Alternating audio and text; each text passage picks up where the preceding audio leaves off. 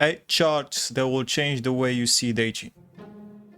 This is a chart showing how men perceive women's attractiveness. Looks pretty normal.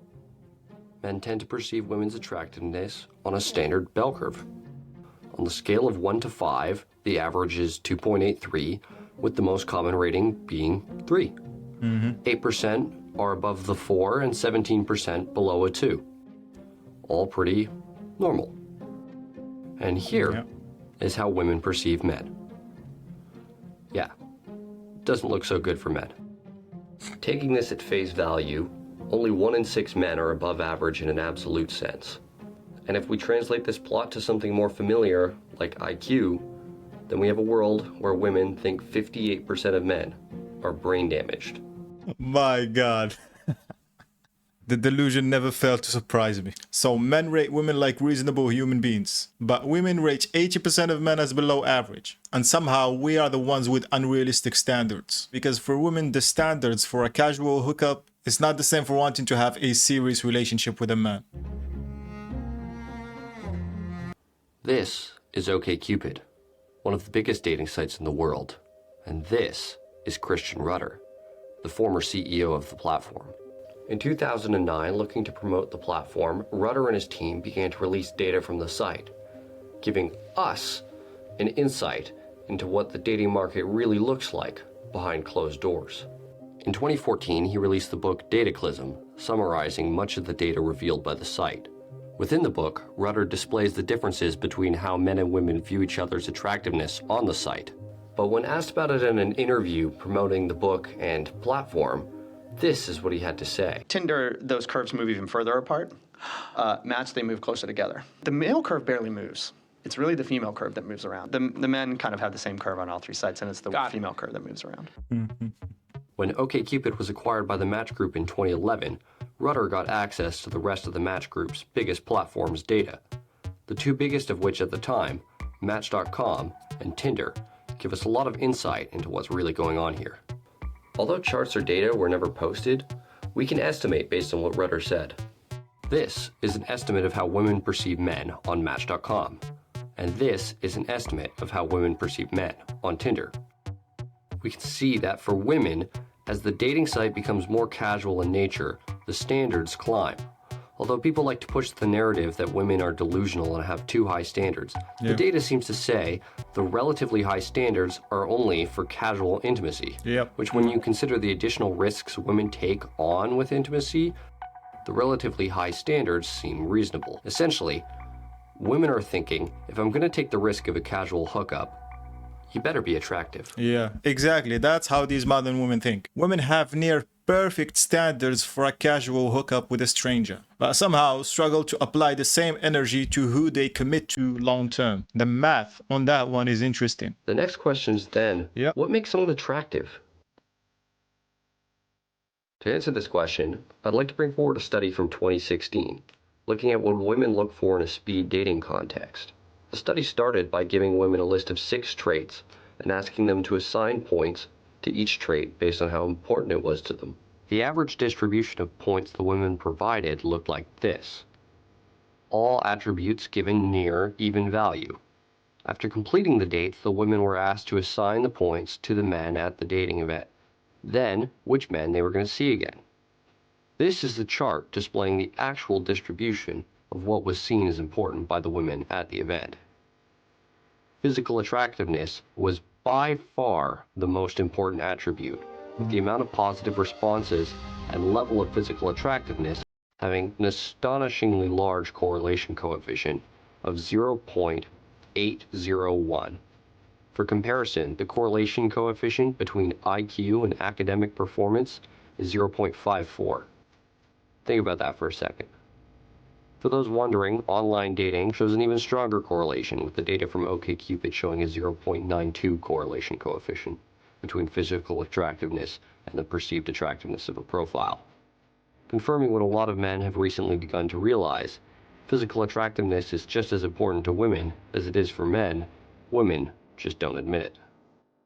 So personality, ambition, and kindness don't matter as equally as physical attractiveness. That's why I say all the time, don't listen to what they say, watch their actions instead. Everything she says she wants in a man is irrelevant. She will hook up with the first one that she finds physically attractive. Another thing I think most people aren't aware of is the effect of attractiveness is exponential.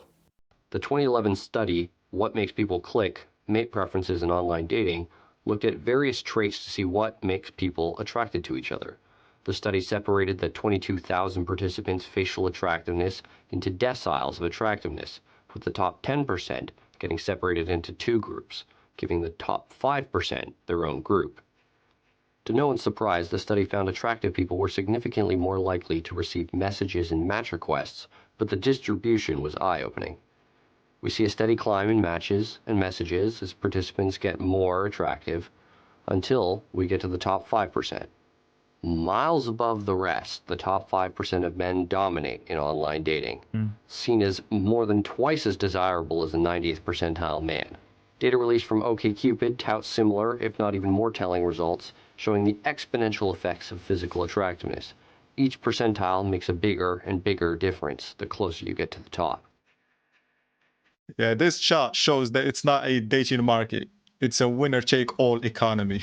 The difference between 90% of men and the top 5% of men in the dating market is not a small step up. I don't want the takeaway from this video to be that looks are the only thing that matter, because they're not. Another large contributor to a man's attractiveness is his social status. If we look again at the What Makes You Click study, we can see a large contributor to a man's perceived attractiveness is his occupation. Irregardless of a man's individual income, the industry he worked in had a large impact on if women attempted to match with him. This is a chart showing the attractiveness of different industries men in the study worked in, and my fuzzy best estimates of the average salary in those industries. As you can see, there's a correlation between the average salary in the industry and the attractiveness of it, but it's certainly not a one-to-one. Industries like computer engineering, science, government, politics, and financial accounting make a large amount of money, but don't give the men in them much of an attractiveness boost. Industries like firefighting, law enforcement, and military don't make a ton of money, but give the men in them large boosts in their attractiveness.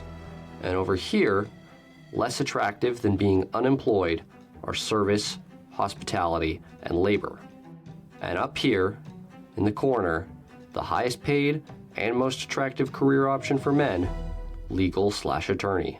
Maybe your parents were right about considering law school. Yeah, that tells you that looks play a huge role. They can get you through the first door. But in this day and age, what you do for a living matters too. Engineers and finance guys make more money than firefighters on paper. On the apps, it's not even close. Status beats salary. And the crazy thing is, service industry workers are ranked below unemployed. That's insane. Something I've heard discussed a lot over the last few years is how men get better with age while women only get less desirable. And while the former is true, the latter isn't. This is a chart showing the age at which men and women are most desirable to each other at every age. The thing that sticks out the most is that men's preferences don't really change as they age, always being the most interested in women 20 to 22. I think we all knew that though. Something I don't think most men realize is that the prime demographic they're interested in, 20 to 22-year-old women, are most interested in 21 to 25-year-old guys. That's your peak, guys. It's not your early 30s. And it's certainly not 38. It is worth noting that as a man, you'll receive the most attention from women in general between the ages of 25 to 30. That's surprising. This essentially means men have two primes.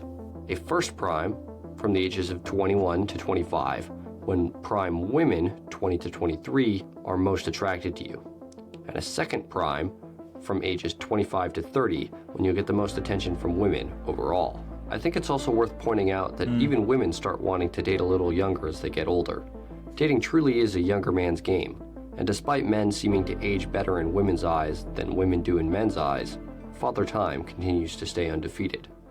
That's actually eye-opening. That's why I think when you age as a man, your status matters more than your attractiveness. We have two primes, fellas. Don't be like most men who spend both of them waiting to get their life together. Now, there's one more thing in the What Makes You Click study I want to show you. When reading through the study, I found this. The researchers concluded that both men and women's height preferences depend on their own height. Basically, being shorter than a woman will on average make you be seen as significantly less attractive than a man of the same height as her, and in a whole nother category than men taller than her. I don't think this is too surprising, but here's something I think will be. Yes, this is men's height preferences for women. Outside of being reversed, men prefer women shorter than themselves, men's height preferences for women are nearly identical to women's height preferences for men. Which makes sense when you think about it. Would you want to date a girl 5 inches taller than you? Women feel the same way about dating men shorter than them.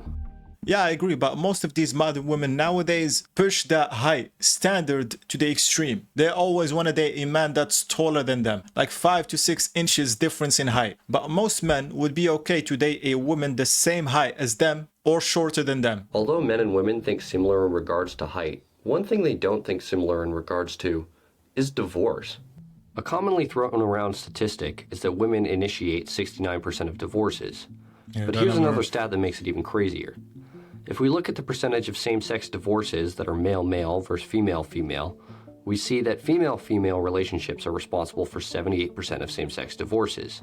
Female-female marriages are more common than male-male ones though, 55-45 split. So, we have to adjust for this. After we adjust for the differences in relationship commonality, the relative split of same-sex divorces are 69% women, 31% men. Despite men and women not even being involved in each other's relationships, the divorce percentages remain the same. Pretty unbelievable, right? The current common hypothesis is this is due to trait neuroticism, which measures one's sensitivity to negative emotions. If you take a random man and woman, the woman will be more sensitive to negative emotion, more neurotic, 62% of the time. This is why women Emotional are commonly maturity. seen as more emotional and volatile, both sub-characteristics of neuroticism. What this means for divorce, though, is that in 62% of relationships, the woman will feel the problems in the relationship more than the man will, which explains a large portion of this seemingly astonishing statistic.